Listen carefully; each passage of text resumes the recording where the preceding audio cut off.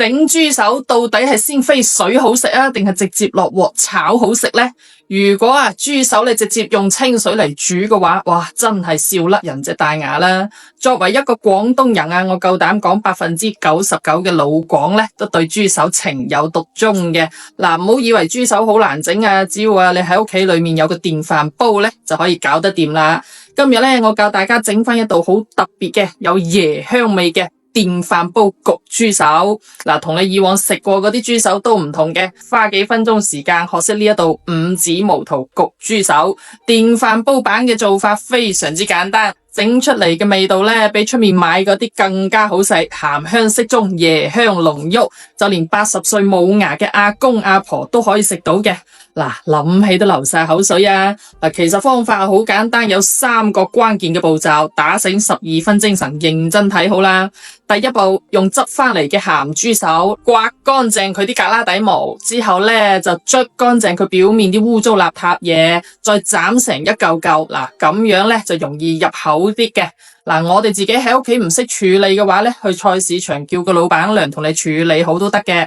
然後用高度白酒捽下佢表面，洗一次，咁樣可以有效咁呢去除表面嘅一啲腥臭味。第二步，凍水裏面放薑蔥同埋些少高度白酒，切記唔好係料酒係白酒噃。大火煮滾之後呢，就撇咗上面啲泡沫佢。咁樣煮熟咗嘅豬手撈出嚟，用個溫水嚟清洗佢。記住呢度一定要用溫水，唔好用凍水如果唔係一陣焗出嚟啲豬腳就又老又硬斑斑咬唔喐噶啦。第三步，重頭戲嚟啦，認真睇呢一步呢係豬手好食嘅關鍵。洗好嘅豬手落啲生抽，俾啲蠔油，同埋一包呢種星級酒樓都喺度用緊嘅五指毛肚調味粉。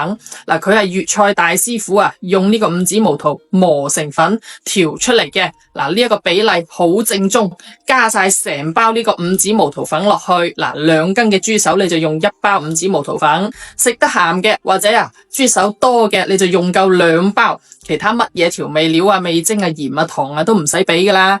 跟住落嚟落一殼本地不醃嘅花生油，冚唪唥捽勻佢，之後喺個電飯煲底搽一層油，鋪一層薑蔥，將醃好嘅豬手擺落去，剩低嘅料汁全部倒埋落去，一滴水都唔使俾。按正常嘅煮飯鍵，大概50分鐘之後就有得食噶啦。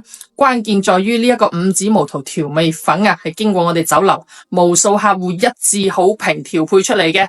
整出嚟嘅豬手顏色非常之靚仔，椰香味濃郁，鹹香度又啱好。好多顧客嚟我哋呢度食完呢個五指毛肚焗豬手之後，都要帶翻3-5包翻屋企噶。就算從來冇落過廚房，都可以整得到椰香味濃郁、軟爛多汁、好食到舐脷嘅五指毛肚焗豬手。想食我哋呢一個同款味道嘅話呢，就點擊我左下角頭像啦。呢度有個櫥窗，我呢一個五指毛肚調味粉就擺喺裏邊俾你哋嘅啦。趁住有活動，嗱臨帶多幾包翻屋企，整俾你屋企啲太子仔太子女食啦。